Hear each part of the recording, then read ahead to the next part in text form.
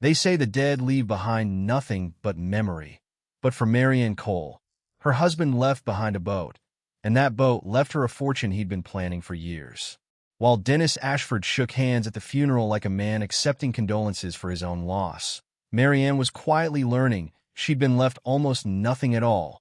Just an old fishing boat rotting behind a marina slip and 41 days to move it before the county scrapped it for parts. She had no idea that boat wasn't a consolation prize. It was the last thing Thomas Cole ever built, and he'd built it for exactly one person patient enough to find what was hidden inside. What Marianne pulled out from under that deck wouldn't just change her life. It would end the man who thought he'd already taken everything. Before we jump back in, tell us where you're tuning in from, and if this story touches you, make sure you're subscribed, because tomorrow I've saved something extra special for you.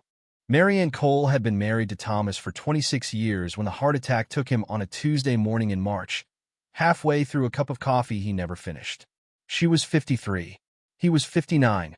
They'd built a modest life in Saltmere Bay, a fishing town on the northern coast where Thomas ran half of a marine repair business with his partner of 15 years, a man named Dennis Ashford. Marianne had worked part-time at the town library for most of their marriage, raised their two now-grown children, and assumed, the way most wives assume, that the business her husband poured his life into would take care of her when he was gone. She assumed wrong. The funeral was small, the way Thomas would have wanted it, held at the little Lutheran church 3 blocks from the harbor. Dennis stood near the front the entire service, dressed sharper than anyone else in the room, greeting mourners with a warmth that struck Marianne as rehearsed. His wife, Renee, sat beside him in a black dress that looked new, and at one point during the reception Marianne watched Renee compliment the caterer's shrimp cocktail as though she were at a party rather than a funeral.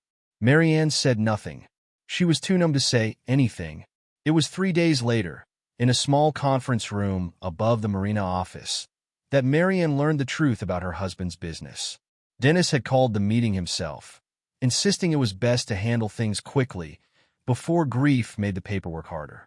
He sat across from her with a folder of documents and an expression of practiced sympathy. Thomas's share of Ashford Marine Services, he explained, had been structured years ago as a buy-sell agreement, the kind partners draw up specifically for situations like this one. Upon Thomas's death, his half of the business automatically reverted to Dennis, the surviving partner, for a fixed buyout amount that had been set when the agreement was signed. Marianne stared at the number on the page. $42,000. For 15 years of her husband's labor, his half of a business now valued, according to the marina's own website, at close to $3 million. That can't be right, she said. Thomas told me the business was ours. Dennis folded his hands. It was his and mine, Marianne. That's how partnerships work. The agreement protected both families in case something like this happened. I know it's not what you were hoping for, but it's what he signed. He said it gently, the way you'd explain something to a child, and something in his tone made Marianne's stomach turn cold. She asked to see the original agreement, the one with Thomas's actual signature, and Dennis told her his lawyer had it on file and would send a copy within the week. It never came within the week. It took a month, and when it finally arrived, the signature on the last page looked thinner than Thomas's usual handwriting.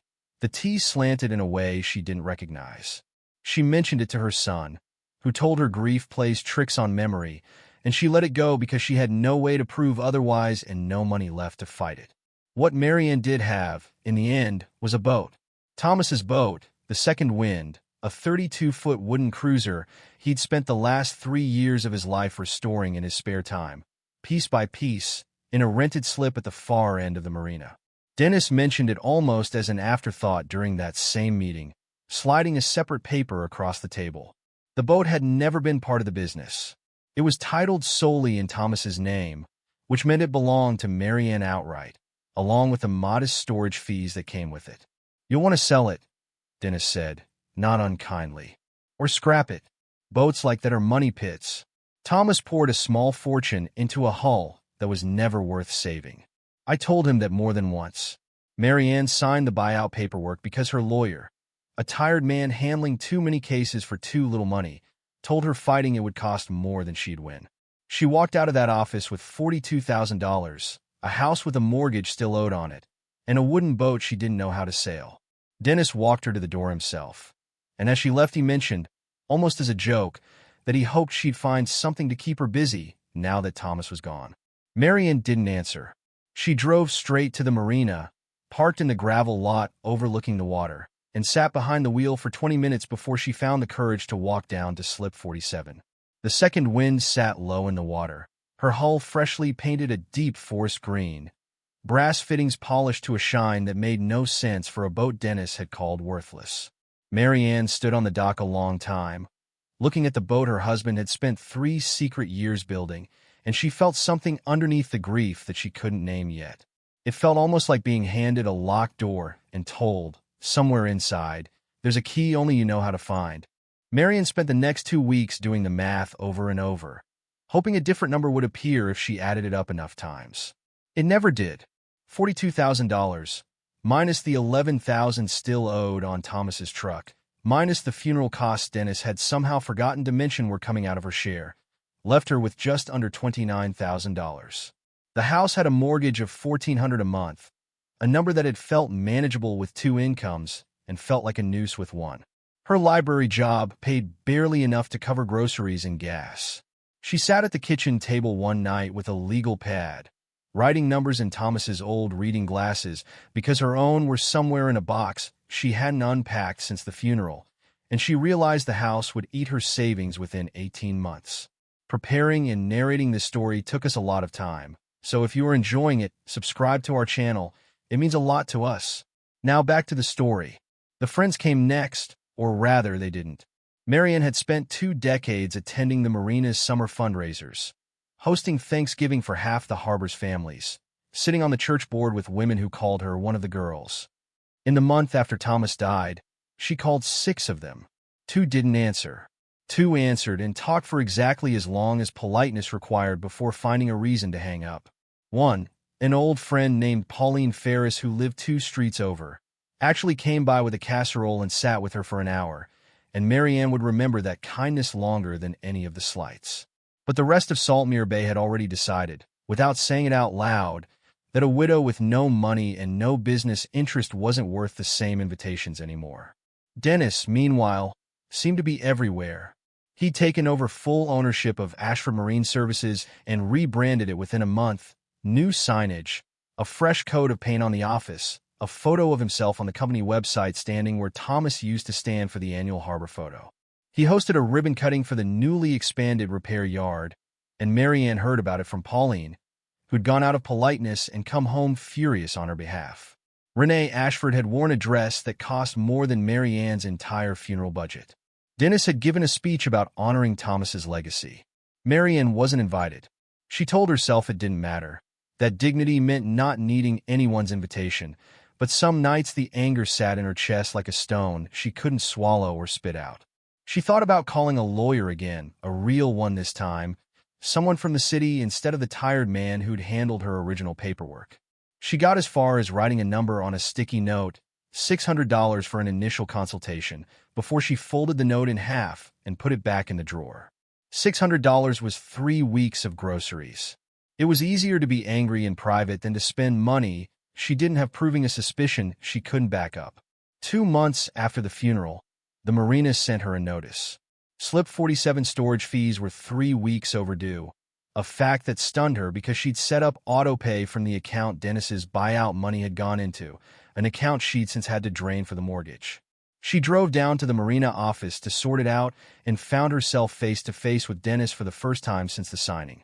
He was pleasant in the way that made her skin crawl, told her the marina was under new ownership guidelines now that he sat on its board, and mentioned, with what looked almost like enjoyment, that unpaid slips got auctioned off after 45 days of default. "I'd hate to see that happen to Thomas's boat," he said, and the way he said Thomas's name made it sound like something borrowed rather than something loved. Marianne paid the fee with money meant for the electric bill and walked down to slip 47 afterward, because she needed somewhere quiet to be angry that wasn't her empty kitchen. The second wind sat exactly as she'd left it weeks earlier, dust settling on the deck now, one corner of the canvas cover flapping loose in the wind. She climbed aboard for the first time since Thomas's death, careful on the narrow gangway, and stood on the deck he'd sanded and refinished by hand over 3 summers she'd assumed were spent fishing with Dennis. She wondered, standing there, why a man who loved his wife would spend 3 secret years on a boat instead of telling her about it. She wondered if there was something between Thomas and Dennis she'd never known about, some falling out, some reason the boat existed at all outside the business they'd built together. She sat down on the bench seat at the stern, the varnish still smooth under her palm despite months of neglect, and for the first time since the funeral, Marianne allowed herself to cry without an audience to perform strength for. It was the boat, oddly, that made her feel less alone. Something about the silence out on the water, broken only by gulls and the creak of the hull against the dock line, felt more honest than every condolence she'd received on land. She looked around the marina, at Dennis's freshly painted office glowing under new lights across the water, and made a decision that surprised her even as she made it. She wasn't selling the second wind. Whatever her husband had built in secret, she was going to finish learning it, alone if she had to, on the water where nobody from Saltmere Bay could tell her what she'd lost. Marianne moved onto the second wind on a Thursday in late April, 6 weeks after the funeral, and she told almost no one she was doing it. She told her daughter she was spending some time near the water to clear her head, which was true in the way half-truths often are. She packed 2 suitcases, brought her cat, a gray tabby named Whiskers who Thomas had rescued from the marina parking lot 4 years earlier, and drove to Slip 47 with the last of her furniture stacked in the back of the truck. The mortgage was eating her savings faster than the math on her legal pad had predicted, and renting out the house, even at a modest rate, would cover the payment and leave her almost nothing to live on besides. Living on the boat cost her only the slip fee, $700 less a month than the mortgage, and Marianne had run the numbers enough times to know it was the only decision that made sense. She didn't tell Dennis. She didn't tell Pauline either. Not at first, worried that word would travel back to the harbor and become one more thing people whispered about at church. The first night was harder than she expected.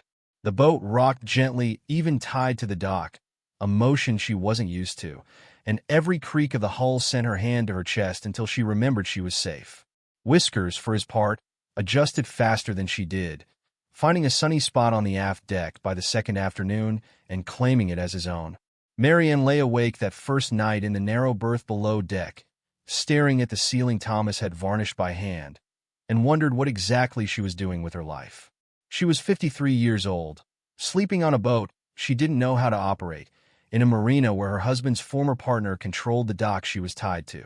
It felt less like independence and more like free fall, and she cried again that night, quietly, so the sound wouldn't carry across the water to Slip 46 where a retired couple kept their sailboat. Morning came anyway, the way it does regardless of how a person feels about it, and with morning came a strange, unfamiliar clarity. Marianne made coffee on the small propane stove in the galley, sat on the deck with Whiskers curled at her feet, and watched the sun come up over water that belonged to no one and everyone at once. Nobody at the marina knew yet that she was living aboard. For a few hours each morning, before the harbor woke up and the fishing boats started their engines, the second wind felt entirely hers, quiet in a way her house in town had never managed to be even with Thomas alive and working long hours at the yard. She spent that first week learning the boat the way you'd learn a stranger, cautiously, room by room. The galley was small but functional. A 2-burner stove, a compact icebox Thomas had rewired to run off a marine battery, a sink that drew from a 40-gallon freshwater tank hidden beneath the floorboards. The main cabin held a fold-down table and bench seating that converted into a second berth, bookshelves built into the walls that Thomas had filled with paperback thrillers and a few books on boat restoration, their spines cracked from use. Marianne found herself running her fingers along the woodwork constantly, the built-in cabinets, the trim around the portholes. All of it fitted with a precision that surprised her. Thomas had never once mentioned being any good with his hands beyond basic repairs. She began to wonder how much of her husband she'd actually known, and the wondering sat uneasily alongside her grief, neither canceling the other out.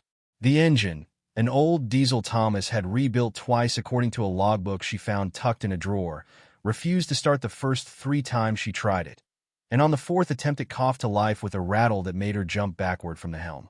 She didn't take the boat out that first week. She wasn't ready, and there was no rush. Instead, she focused on making the space livable, scrubbing the deck free of 6 weeks of neglect, airing out the cabin, replacing the bedding with linens from home that still smelled faintly of her old bedroom. She found a laundromat 4 blocks from the marina and a diner 2 blocks past that with decent coffee and a bathroom she could use before the harbor got busy.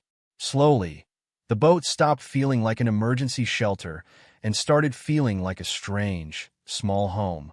What struck Marianne most, in that first stretch of weeks, was how much space Thomas had built into a boat that size. There were compartments everywhere, beneath the bench seating, behind false panels in the galley, under the floorboards of the main cabin. Each one fitted so seamlessly into the woodwork that a stranger would never notice them at all. She found fishing tackle in one, spare engine parts in another, a small waterproof box of family photographs in a third that made her sit on the cabin floor and cry for the better part of an hour. Thomas had always been a careful man, methodical, the kind of person who labeled his tools and kept receipts for a decade past when anyone needed them. But the boat felt different from careful. It felt deliberate in a way that made her chest tighten every time she opened a new compartment, as though each one had been built for a reason she hadn't discovered yet. She didn't think much of the compartment beneath the aft deck at first. It was the largest one she'd found, nearly 4 feet across, accessed by lifting 3 teak deck boards that had been cut and fitted so precisely the seams were almost invisible unless you knew to look. Inside was empty except for a folded canvas tarp, and, tucked into the corner, a small brass padlock still fastened to a hasp that led nowhere, bolted to the inside of the hull as though waiting for a door that had never been installed. Marianne closed the boards back over it and didn't think about it again for almost 3 weeks, too consumed with learning to live on the water to wonder why her husband had built a locked hasp into a compartment with nothing left to lock. By the middle of May, Marianne had settled into a rhythm that surprised her with how quickly it became routine. She woke with the sun, made coffee on the propane stove, and spent the cool hours before the harbor came alive sitting on deck with whiskers and a paperback from Thomas's shelf. One of the boat restoration books she'd started reading less out of interest and more out of necessity. The library job still paid the bills, barely, but she'd picked up 2 extra shifts a week covering for a coworker on maternity leave, and the extra hours meant she could set aside a small cushion instead of watching her savings bleed out every month.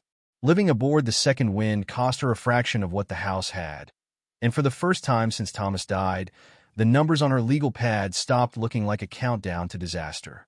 The first real problem she solved was water. The freshwater tank beneath the floorboards held 40 gallons, enough for drinking and cooking if she was careful, but nowhere near enough for regular showers, so she'd been walking to the marina's public shower block each morning, a 5-minute walk that felt longer every time it rained.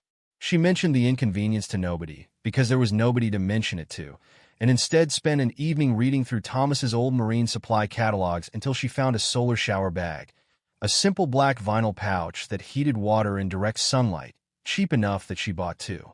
She rigged a small frame on the aft deck using scrap teak from one of the storage compartments, hung the bags where the afternoon sun hit hardest, and by evening had enough warm water for a proper shower without leaving the boat at all. It was a small victory, but it felt disproportionately large, the kind of problem Robert, she meant Thomas, she caught herself sometimes still finishing his sentences in her head, would have solved without a second thought and never mentioned. Power came next. The marine battery ran the icebox and a few small lights, but it drained faster than she could recharge it without running the engine, which she was still nervous to do for long stretches. She started carrying a portable solar panel down to the dock each morning, propping it against the cabin roof where it caught full sun for most of the day, and learned enough from the manuals in Thomas's bookshelf to wire it properly into the battery bank instead of running it loose the way she'd first tried. A retired electrician 2 slips over, a quiet man named Walter, who kept mostly to himself, noticed her struggling with the wiring one afternoon and walked over without being asked. He didn't say much, just took the multimeter out of her hand, tested a few connections, and showed her where she'd crossed a wire that would have fried the whole system. "Your husband built a good boat," he said, nodding at the hull. "Better wiring than half the yachts twice this size." Marianne thanked him and didn't correct the assumption that she'd known about any of this before Thomas died. She began to notice, over those weeks, that competence felt different than she remembered it feeling. At home, Competence had meant managing a household around Thomas's schedule, coordinating dinners and appointments, and the small logistics of a marriage built around someone else's career. On the boat, competence meant something more immediate. A leaking hose fitting she diagnosed and replaced herself. A stuck hatch hinge she freed with a can of penetrating oil bought at the hardware store. The growing list of small repairs she handled without calling anyone for help. Dennis had told her, standing in that conference room with his folder of paperwork, that she'd need something to keep her busy.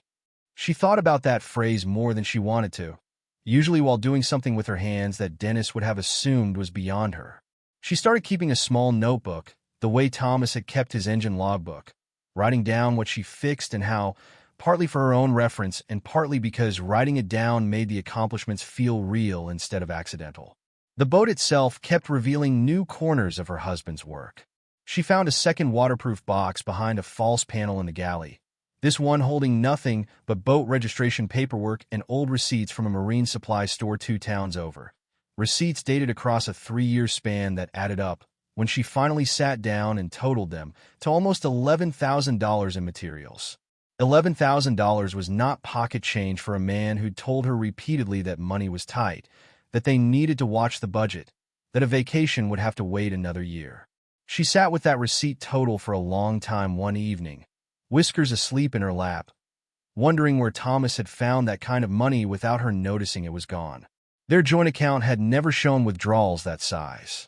She began, without quite admitting it to herself, to suspect that whatever her husband had been building, he'd also been paying for it in ways she hadn't been meant to see.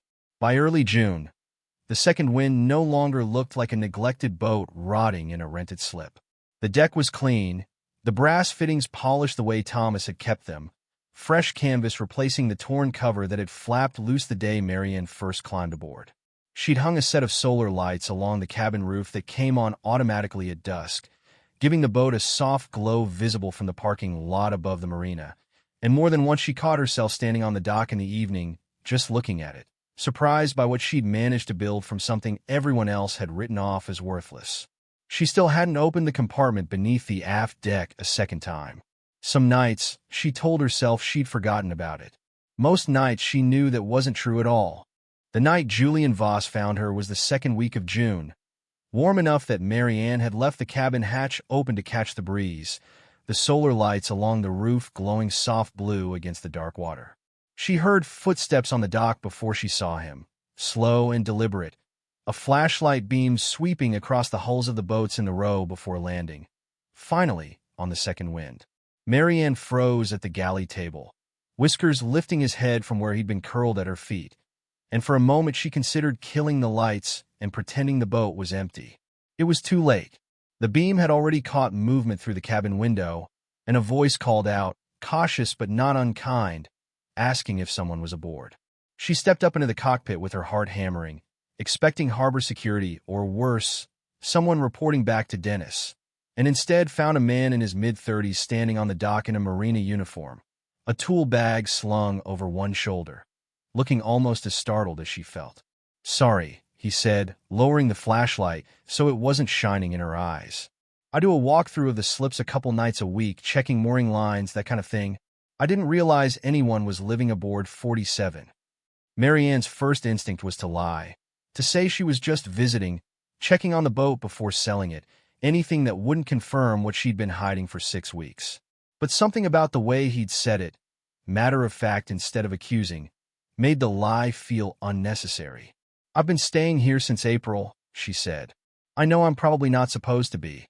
The man introduced himself as Julian Voss, one of the marina's mechanics, and explained that technically liveaboards needed to register with the harbor office, pay a small additional fee, and get sign-off from the marina's insurance carrier. Marianne felt her stomach drop, certain this was the moment everything unraveled, that Dennis would hear about it within the week and use it as one more excuse to make her life harder. "I'm not going to report you," Julian said, reading her face correctly. "Half the marina looks the other way on stuff like this. I just wanted to make sure you had working smoke detectors and a way off the boat if something went wrong. That's really all I care about." He climbed aboard without asking, the easy familiarity of someone who'd spent his whole life around boats, and did a quick walkthrough of the safety basics while Marianne stood by, oddly grateful for the intrusion. He checked the propane connections, tested the 2 smoke detectors Thomas had installed years earlier, and nodded approvingly at the wiring job on the solar setup. "This is good work," he said, crouching by the battery bank. "Whoever did this knew what they were doing." "My husband," Marianne said. "He passed away in March." Julian straightened up slowly, something shifting in his expression. "Thomas Cole's boat," he said, not quite a question. "I used to see him down here most weekends. Quiet guy, always working on something. I didn't put it together that this was his slip." He was quiet for a moment, looking around the cabin at the built-in shelving and the careful joinery in the woodwork, and then he said something that made Marianne's chest tighten. "I always figured he was building something more than a boat. The compartments, the extra bracing in the hull. That's not standard restoration work. That's someone planning for weight he never mentioned." Marianne asked him what he meant, and Julian explained, apologetically, that he'd helped Thomas source materials a few times over the past 3 years. Reinforced steel brackets, marine-grade sealant in quantities that seemed excessive for a boat this size. Once a small waterproof safe that Thomas had asked him to keep quiet about. "I figured it was personal," Julian said. "None of my business. He paid cash, always tipped well, asked me not to mention it to anyone at the yard. I assumed maybe he didn't want Dennis knowing he was spending money on the boat instead of the business." The mention of Dennis's name in Julian's mouth, casual and unguarded, told Marianne something she hadn't quite let herself consider before, that Thomas's secrecy might not have been about her at all. It might have been about protecting something from his own business partner. She told Julian, in pieces, about the buyout, the $42,000 against a business worth millions, the signature on the agreement that hadn't quite looked like her husband's handwriting. Julian listened without interrupting, and when she finished he was quiet for a long moment before he spoke. "My mother went through something similar," he said. "Not with a business, with my dad's pension after he passed. Turned out his employer had been mismanaging the fund for years and banking on nobody digging deep enough to notice. Took her 3 years and a forensic accountant to get anything back." He looked at the boat around them, the careful reinforcement in the hull, the compartments Thomas had built with what now looked less like hobbyist enthusiasm and more like deliberate planning. "If your husband was hiding something from Dennis specifically, and he built this boat with that kind of care, I'd start looking harder at whatever's underneath those deck boards you mentioned." Before he left that night, Julian handed her a card with his cell number written on the back. "Call me if you need anything fixed, or if you just want a second set of hands checking something," he said. "And for what it's worth, I never liked how Dennis operates. Man's charming until you actually need him to be fair." After he disappeared down the dock, Marianne sat alone in the cockpit for a long time, whiskers pressed against her side, looking at the 3 teak boards at the stern that covered the compartment she'd avoided reopening for nearly a month. Julian's words sat heavy in her chest. Less a suspicion now, and more a certainty she wasn't ready to name. She thought about the $11,000 in receipts, the reinforced hull, the brass padlock bolted to a hasp that led nowhere. Whatever Thomas had built into this boat, he hadn't built it as a hobby. He'd built it as a hiding place, and hiding places only existed because something needed protecting from someone specific. She looked out across the dark water toward the glow of Dennis's newly renovated marina office, and for the first time since the funeral, Marianne felt something sharper than grief settling in a place behind her ribs.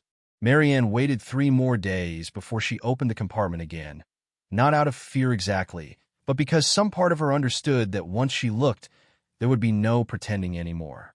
She chose a Sunday morning when the marina was quiet, most of the weekend boaters already out on the water, Julian's card sitting on the galley table, where she'd left it as a kind of promise to herself that she wasn't doing this entirely alone. She knelt at the stern, lifted the 3 teak boards the way she had that first week, and stared again at the brass padlock bolted to a hasp leading nowhere. This time she didn't close the boards. She got a flashlight instead and looked more carefully at the compartment's walls, running her hand along the fiberglass until she found what she'd missed the first time, a seam too straight to be structural, running along the back panel at an angle that made no sense for a boat hull. She pressed against it and felt it give slightly, a hairline gap where the panel met the frame.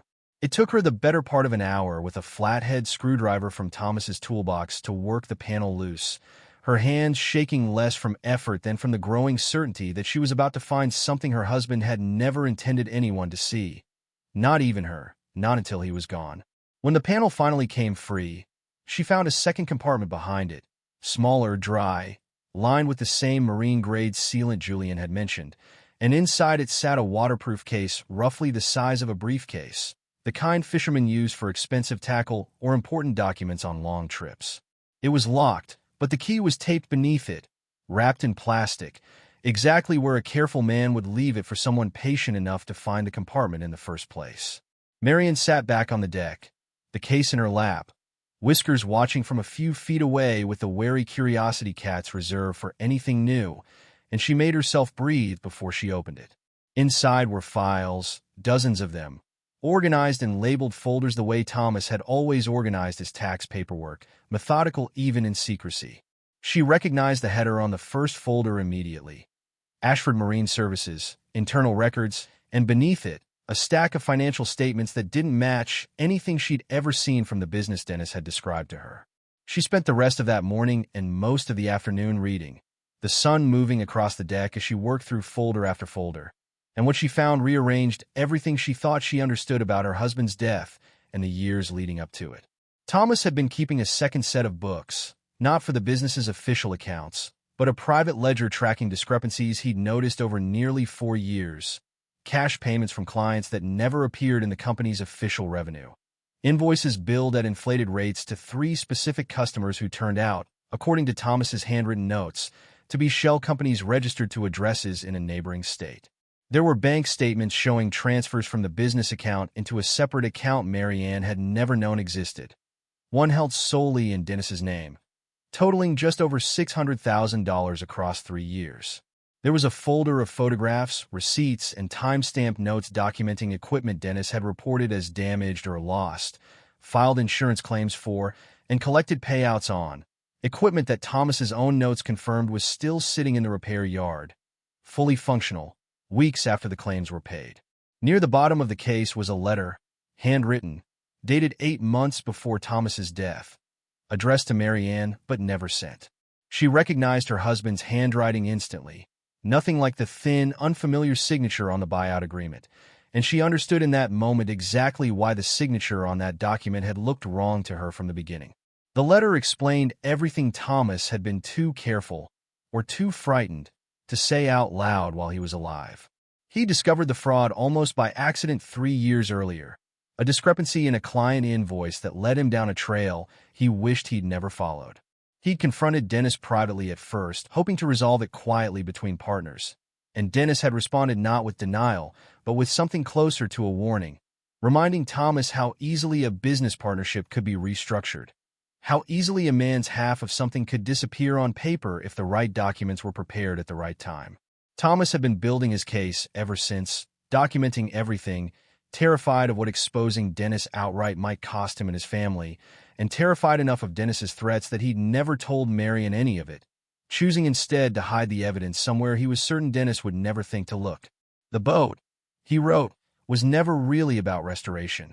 It was about building a place patient enough to wait for the right moment, a moment he clearly believed would come after his own death, when Dennis would think the threat had died with him. The letter ended with a line that Marianne read 4 times before she could keep going. If you're reading this, I'm sorry I couldn't tell you while I still could. Everything you need is here. Be smarter than I was. Don't confront him. Bury him. Marianne sat on the deck of the second wind as the afternoon light faded into evening. The case of documents spread around her. Whiskers curled against her leg, and felt the last 3 months rearrange themselves into something entirely different than grief.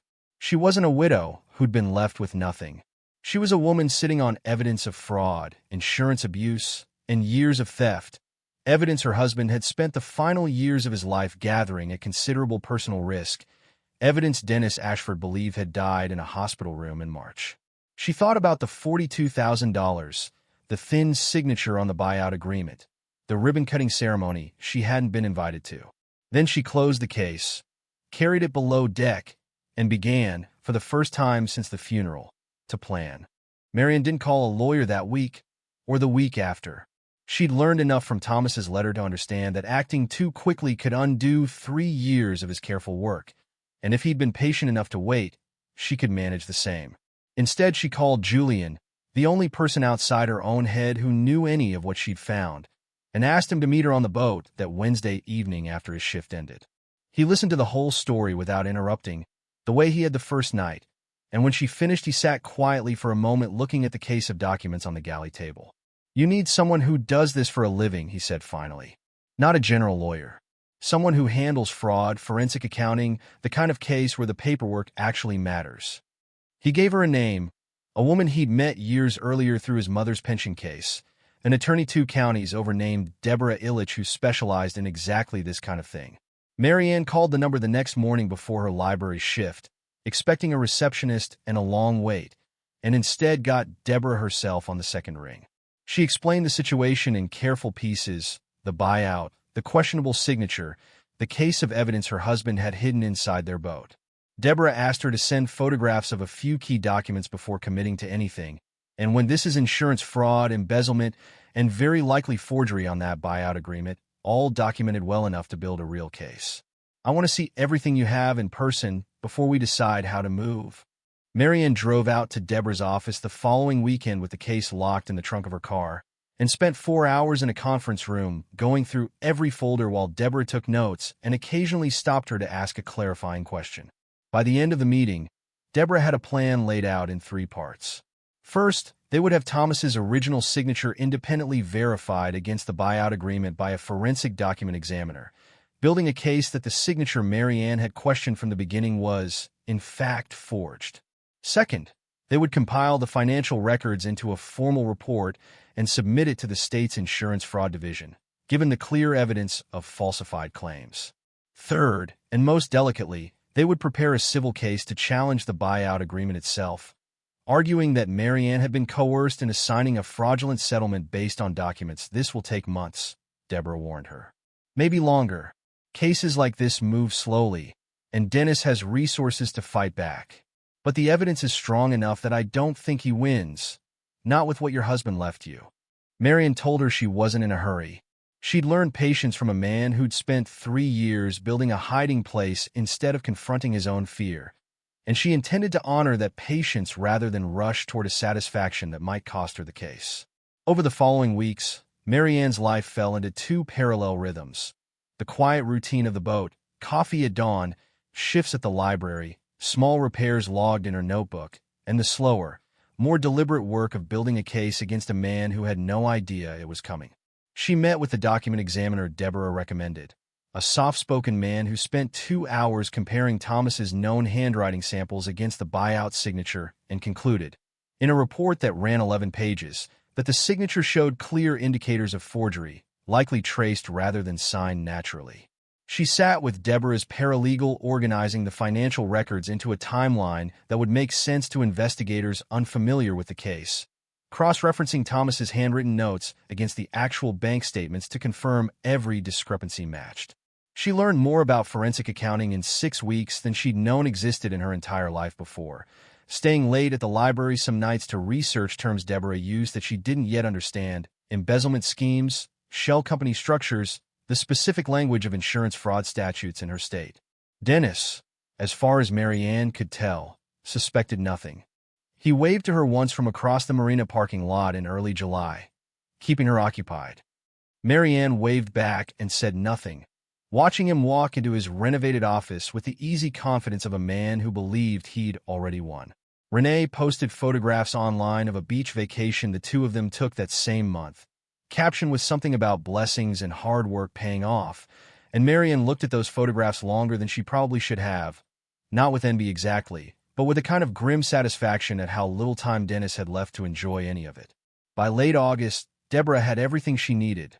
The forensic handwriting report confirmed forgery.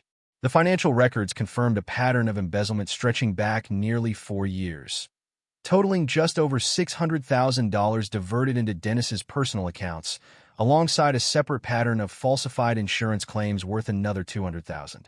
The civil case challenging the buyout agreement was ready to file, built on the argument that Marianne had signed under fraudulent pretenses, using a forged signature and concealed financial information that, had she known about it at the time, would have entitled her to a settlement worth millions rather than $42,000.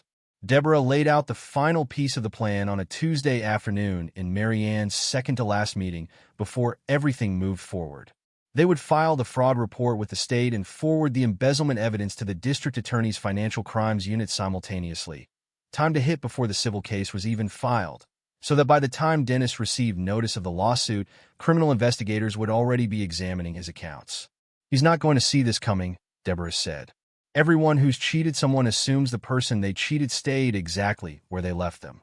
Marianne thought about the boat, about the compartment beneath the deck, about a husband who'd spent 3 quiet years refusing to stay where Dennis had left him either. She nodded, signed the final authorization Deborah slid across the desk, and felt, for the first time since March, something that resembled control. The investigation moved faster than Deborah had predicted, mostly because the evidence left investigators very little room for doubt. The district attorney's financial crimes unit opened a formal inquiry in early September, and within 3 weeks had subpoenaed Ashford Marine Service's full banking records, which matched Thomas's private ledger almost line for line.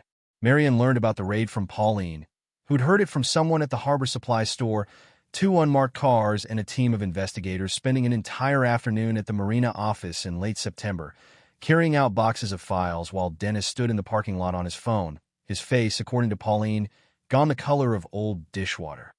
Marianne didn't go down to watch.